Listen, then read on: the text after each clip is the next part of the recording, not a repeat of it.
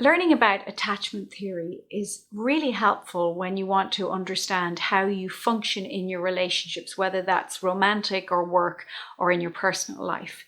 Because once we know how we attach to other people in how we connect, we have greater insight into what can often contribute to conflicts or make life difficult for us. So if you'd like to find out more, then stick around.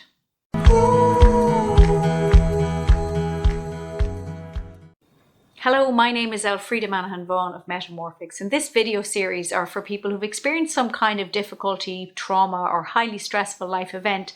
And when they've come out the other side, they're trying to figure out if they're normal in the way that they react and they respond in the world. And what I always say to my clients is, under the circumstances, you're totally freaking normal. This video is about attachment theory. Now, I first learned about attachment theory when I was doing my undergraduate degree in sociology. And we were looking at how do people attach in families, how do they connect with their primary caregivers.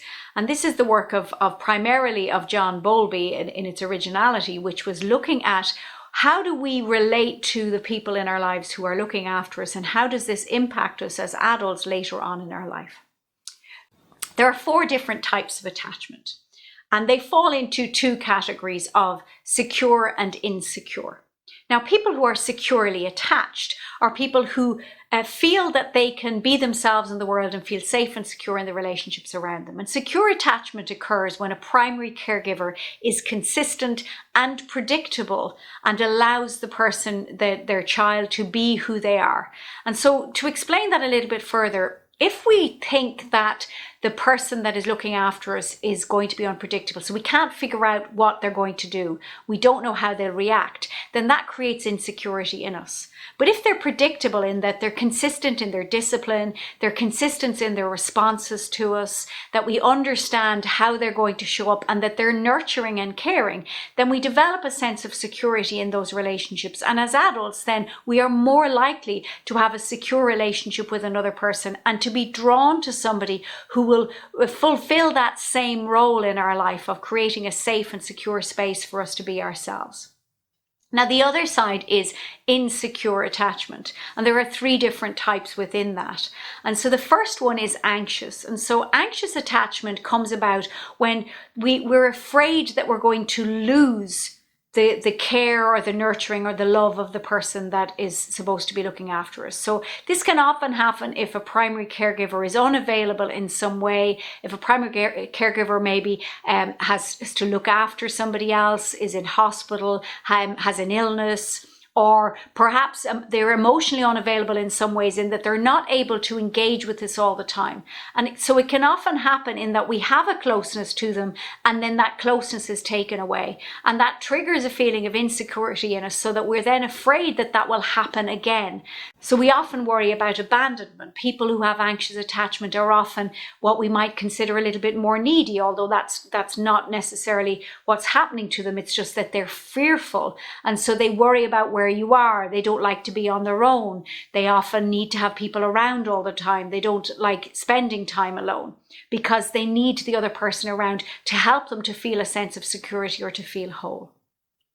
The next one is avoidant, and avoidant comes about when there is a withdrawal from the primary caregiver. So that may be a parent or somebody else who is unavailable in some way. Very often that is consistently emotionally unavailable. So not the push-pull of getting close and then pulling away, but they're not around. And so the avoidant person is desperate for connection, but when they do get it, they feel fearful, and so they pull away because they're afraid they'll get hurt, because obviously they've tried to connect in the past and that person has not been available to them.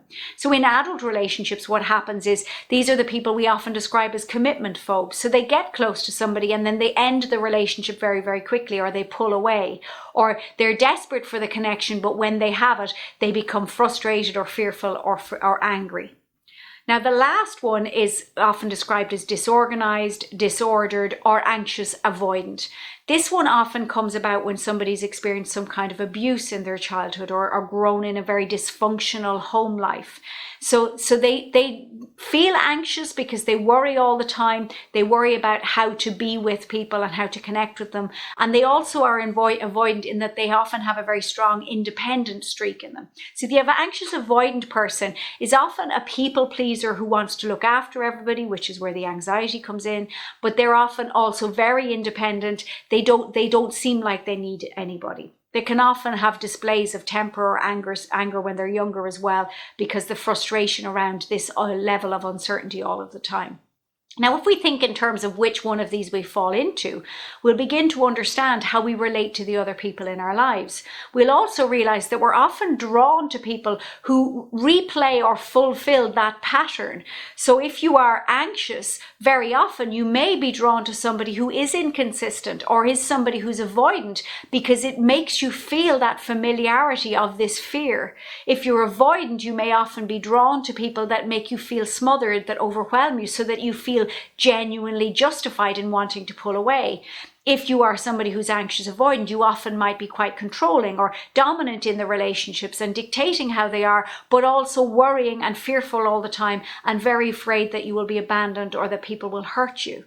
If you're secure, then obviously you feel secure in the relationship, it's trusting, and you can feel good. Now, the amazing thing about attachment is that it can be fixed, it can be repaired, and we can all experience secure attachment.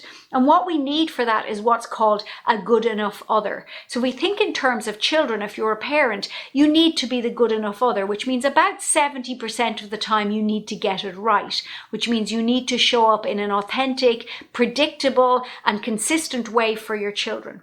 As adults, we need to be in relationships where the people around us are consistent and predictable, and we need to provide that ourselves. And that means that we need to open up the lines of communication so that if there are those insecurities, we can talk about them.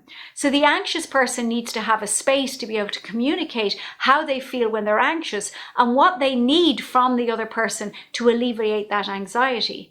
And the avoidant person needs to be able to express what it is that they feel and what they need in that moment when they're feeling their avoidance. So an anxious person may, for example, say, I need you to stay around if I'm upset rather than go out. But the avoidant person, if they happen to be in a relationship together, might say, well, I need space. And then you say, okay, well, can you stay in the house, but maybe just go into another room? Or tell me, at least if you do go out, when you'll come back, and come back at that time. So that might be saying, I need to go out for a while, I need time to myself, but I'll be back at 4:00.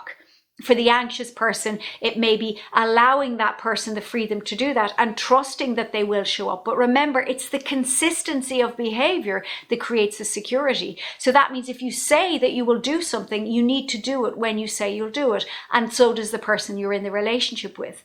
When you do this, it repairs the insecurities. And the same with the anxious avoidant. It's about allowing yourself to be a little bit vulnerable at times. It's allowing yourself to open up, but also being discerning about who you trust so that those relationships are the right kind of relationships to be trusting in. Now, I know for myself, I would have my own insecure attachment, as would my husband, and we worked on this together to create a great sense of security, and we have been a good enough other for each other. So I do know it works, and I do know it's possible. The most important thing is learning how to communicate your attachment so that the other person understands it, and making sure that the other person is open to those lines of communication. If you want help in figuring out how to develop that language and how to communicate with the loved ones in your life, then please get in touch with me. I'm more than happy to have a discussion with you about how coaching could help you or some of my other programs. I'd love if you'd subscribe to my channel, and I'd really hope that you'd watch some of my other videos. And remember, if you're still here and you're showing up in the world, even if you're making mistakes, it doesn't mean that it's permanent. You can change, you can grow, and you can learn. And remember, under the circumstances, you're totally freaking normal.